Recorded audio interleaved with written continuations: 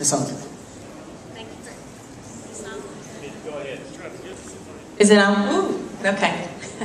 Thank you very much for having me tonight. It's an honor and a pleasure to be here.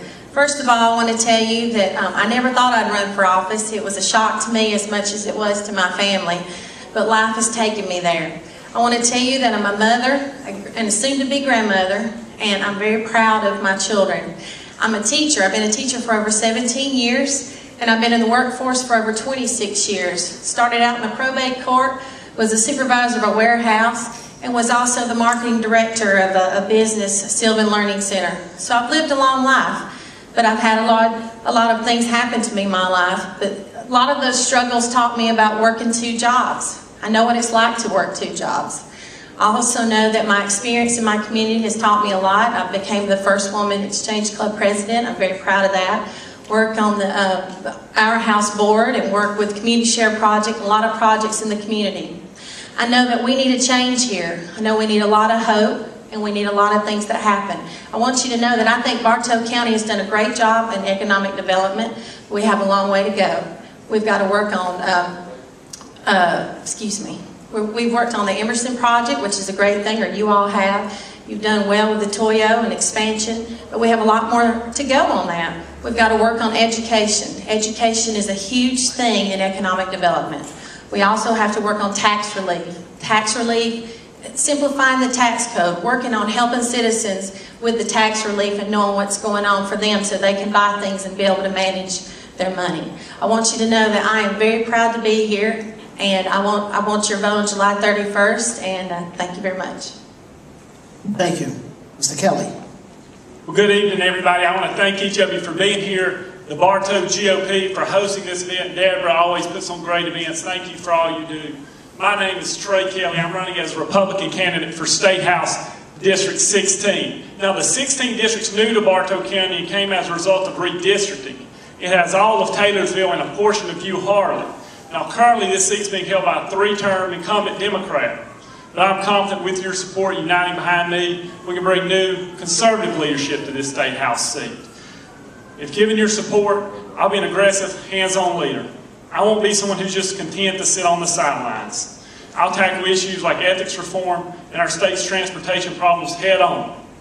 Since day one of our campaign, we've been focused on what we can do to put the hard-working citizens of the 16th District back to work. We'll do that by cutting taxes and getting rid of government regulations. I'll use my experience helping our family run a small manufacturer's rep agency to accomplish this with my first-hand knowledge. Again, I want to thank you all for being here. I look forward to taking your questions this evening, and I'd ask for your vote and support in this Republican primary. Thank you. Thank you. Okay. Now, you all knew this question was coming. The one I'm about to ask, right? Okay. Do you support, and somehow or another this has become to be a buzzword around at Georgia here recently, do you support the passage of the T-Splosh tax? Why or why not? I start with her first, Mr. Kelly. Well, on the July 31st primary ballot, I want to first encourage you to vote no on the T-Splosh. Second, I want to encourage you to vote yes for Trey Kelly for State House District 16. At a time when so many Georgians are struggling to put gas in their tank, I don't think that we need to levy another tax. What many have characterized as the largest tax increase in Georgia history. I think that we need to be smarter about how we use our transportation dollars. I have a problem with this bill's constitutionality, and I don't think that there's any excuse to pass a tax increase at such a difficult time in our economy right now. I think we spend too much money as a government right now. We need to be finding ways to cut your taxes and reducing government spending. Thank you. I encourage you to vote no as well. This T-Splosh is a tax. How many of you are tired of taxes like I am? I don't care if it's 1 cent or 5 cents. We don't need another tax. I'm also concerned about the constitutionality of it as well. When you look at the regions speaking for all of us, I'm tired of that concept. Have you heard of Agenda 21? It kind of reminds me of that. I want to have a voice for the people in this community, not just a couple of people, but the people in the community. I know that a lot of this also is not fully funded. It's halfway funded on a 10-year plan. We need to look at that. That's a concern for me.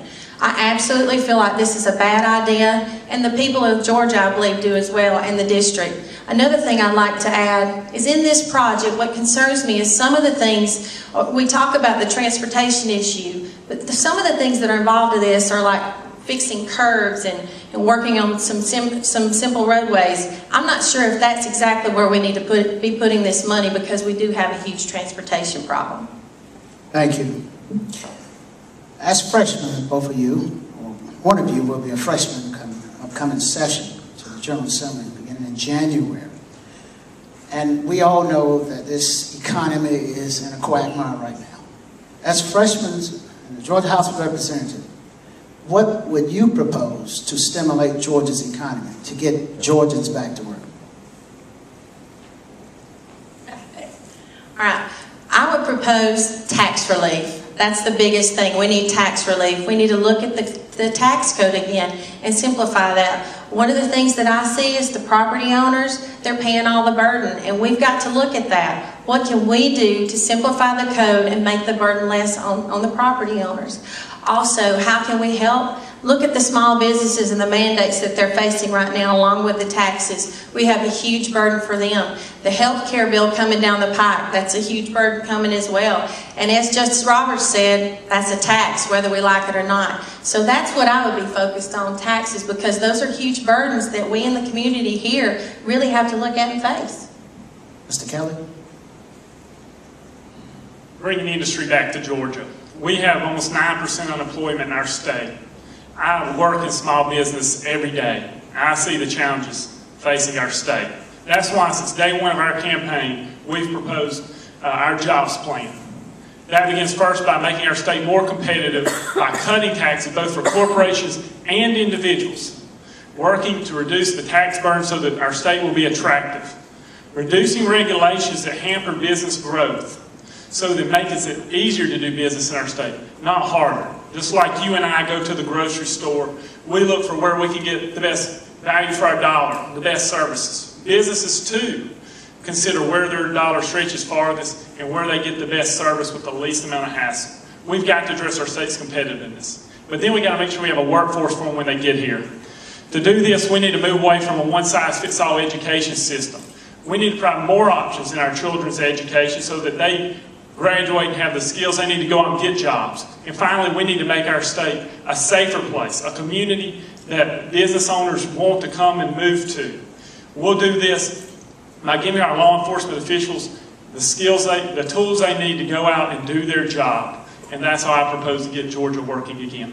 Thank you. In regards to Georgia schools, there is an amendment on the ballot in November in regards to the state having the constitutional right to establish a charter school commission. Beginning with Mr. Kelly, give the audience your position on that. I'm for it. I think we need more options in our children's education system. I'm an advocate for homeschools, charter schools, online virtual academies, and I think also that we need to have a public school system that has the options that they can provide for students to let them be successful. In terms of that, I think we need to be expanding our vocational training in our high schools and even in our middle schools. We need to be expanding our ROTC program so that those reach to each county and each high school in the state. I'm an absolute advocate for charter schools because I think that we have I know we have 33% of Georgians not graduating in 4 years from high school, and yet that's the largest expenditure in our state budget, over $9 billion. We have to provide more options in our children's education system, point blank. Ms. Huxley. I absolutely agree. We do need to have this charter school bill passed. As an educator, I see that there's a lot of children who need a lot of different needs, and we can't go with a one-size-fits-all. And as a parent, I want to have a choice. I don't want to be limited to that choice. And I feel like, just as Mr. Kelly said, when you're looking at vocational and things like that, we need to have more options with that. One of the problems we've had in education is we've absolutely told our children that they must all be college graduates. Well, I understand that we want to have college graduates. I don't think that every child is a college graduate, and just because they're not a college graduate does not mean they're insignificant to our society. I absolutely love the plumber. I love the electrician, because you don't want me to be a plumber, trust me, it's not a good idea. But we need more options for education, and we need to feel like that the people in our community have a choice and they have a voice. I'm a big advocate on the voice of the people. We must never forget that we're here for the people, not for Jennifer Holtze, but for the people, and that's where we've got to focus our energies. And as a teacher, I want to say, we're tired of teaching to a test. We teachers want to really teach students and not have ourselves handicapped by rules, regulations, and mandates. So I'm all about having a choice. Thank you, Ms. Holtzley. Continuing with you, moving to another subject matter that's very hot in Georgia, ethics reform. There's an amendment on the ballot this year to have a $100 gift cap from lobbyists. Could you care to share to the audience, with the audience, your position? I'm absolutely for ethics reform. We need more ethics reform.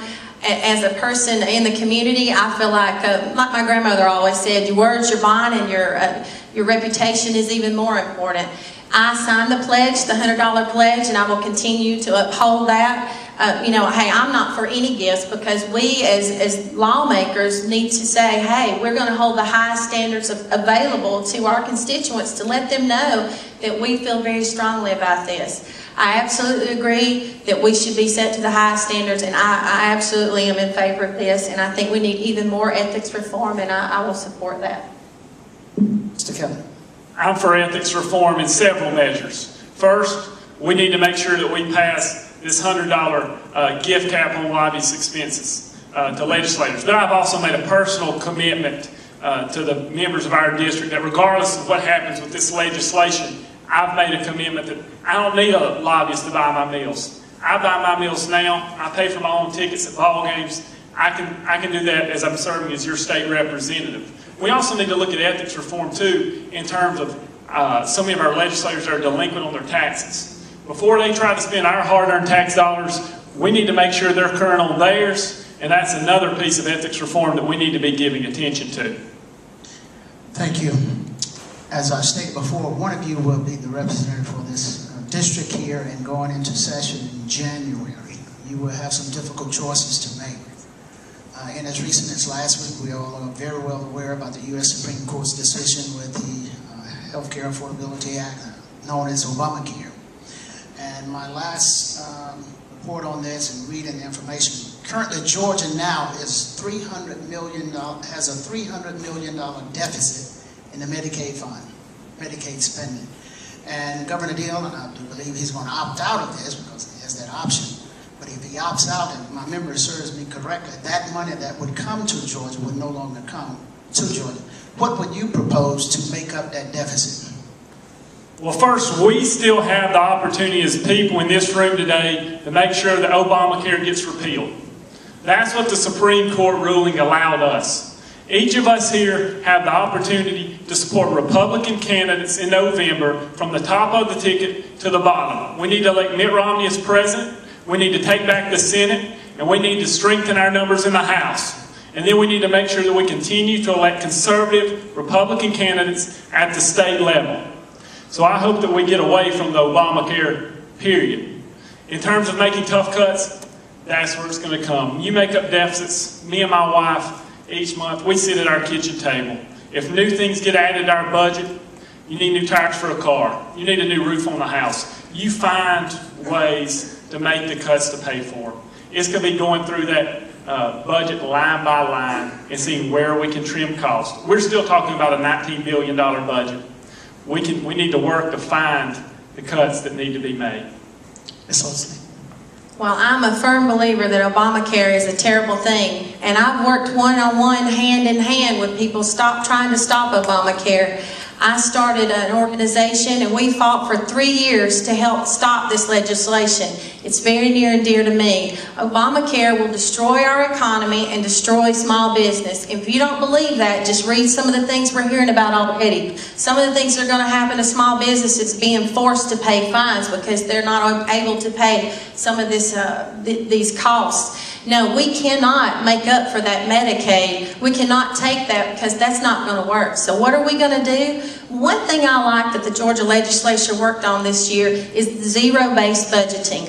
I think we have to look, just like he said, line by line, but that we don't just want to balance the budget. We want to start from zero and see where that budget takes us, because there may be some ways that we can save some money, hard-earned money of the taxpayers. Yes, the first thing we have to do, no matter what, is repeal Obamacare. Before we go anywhere over anything I've said, Obamacare has to be repealed. That's the number one thing. It will destroy our state and destroy our economy, and I want you to know that I have already fought against that legislation. I have a proven leader on that, and I will continue to do that, have no doubt.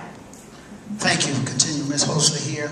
As I stated before, one of you will be the representative for this area going into January. Have you given any thought to what committees you would like to serve on down at the Capitol? If so, why would you want to serve on those committees, and what difference do you think you can make? In a conservative way. Education. Education. As an educator, I don't think we have a voice, a big voice in the Georgia House. And I don't know if that's intentional or not, but we need more lawmakers that are educators in the Georgia House so that we actually have a voice. Not just for me, the teacher, but for the parents as well. I think a lot of problems in education are from ignorance. People not understanding, what's going on in the school systems and how do the parents really feel. Really having conversations about where we're headed in education. Some of the things that are going on right now, the quality core curriculum, the core curriculum that we're working on, trying to make it a national-based curriculum where we can all know that our children are getting the education that they need. That's a start there, but a lot of people don't understand it. Even teachers don't understand it. We need a voice there. We need a voice not only for teachers, again, but for the parents and for the students. And I believe education has a long way to go, but we have such potential. We have great educators in this state who've been hampered and held back for so long. I want the educators of this state to know, and for this district to know, I will stand behind you. Yes, I believe parents should have a choice, but I also believe that teachers have a great opportunity to be a voice and make a difference in the lives of Georgia students, and we can do it, and I will help you do it in that committee. Mr. Kelly? Well, I think I'm looking at, and I see a couple other state house members here, and I'm just waiting for them to laugh, and I say, I like to be on appropriations. I mean, that's, I think everybody knows that that's where most covenant. But I want to be on there not because I want to spend your money, because I want to save your money. I think we spend too much in a government right now, and we need to have people who are fiscal conservatives who are looking at ways to slash that budget. Now, knowing that's a long shot as your next freshman state representative, I want to sit on the Small Business Committee. My background is firmly planted in small business. That accounts for a little over 90% of Georgia jobs, and I want to help bring my knowledge, helping our family run a manufacturer's rep agency, and address the challenges that I see Georgia business owners facing today. We have almost 9% unemployment in our state. We've got to get our economy working again. And working in small business, I know it's not the government that creates jobs. I know that jobs are best created when the government gets out of the way and leaves out to our small business owners in a climate that's most conducive to them. Thank you. Thank you so much, both of you. Now, each one of you will have about a minute and 30-second closing remarks, beginning with Mr. Kelly. Again, I just want to thank each of you for being here this evening. You being here tonight shows your commitment to our state and to this district and to this county. The 2012 election cycle is one of the most important in our country's history. We've got to make sure that we have strong Republican candidates on the ballot in November, and I would ask for your vote supporting that. You've got to hear us speak on a variety of issues here tonight. Most important, what I want you to walk away knowing most about Trey Kelly is that first I'm a Christian, then I'm a conservative, and then I'm a Republican. Each decision I make as your state representative will be made in that order. During this election cycle, I ask for your vote, and most importantly, I ask for your prayers. Please visit my website, www.kellyforhouse.com, to learn how you can become more engaged with our campaign to bring new conservative leadership to the 16th District. Thank you. Well, I want you to know I'm not a politician, and I don't want to be a politician. I want to be a voice for this district. I've lived here for over 41 years, lived in Polk County, but now this is part of my district, and I consider it home. I want you to know that the NRA is my family. I support the Second Amendment, and I'm not happy with what's going on with the UN treaty right now. I'm going to keep up with what's going on because your voice matters. I think we need a voice around here. I want you to know that the economy is huge, jobs are huge, and we have to make a difference on those things. And education is the way that we make jobs happen. When you're looking at Georgia Highlands, what's happened here with the new student center that's coming, that's a great opportunity for Bartow Countyans. And for the people here, we need to support that. We need to continue on this path. We also need to cut our taxes, and we need to work on the drugs. But none of that's going to happen until we have a voice together. And when you call me, I guarantee you, I'm going to call you back. I'm going to email you. I'm not going to send you on to someone else and say, I'm sorry, I don't have time for you. I am a member of this district. I am your voice, and I care about you. I want your vote on July 31st. I want you to vote for a Holtzy in the House, and I want you to know that you can contact me anytime. My website is holtzyinthehouse.com. Thank you. Let's give both of these candidates a round of applause.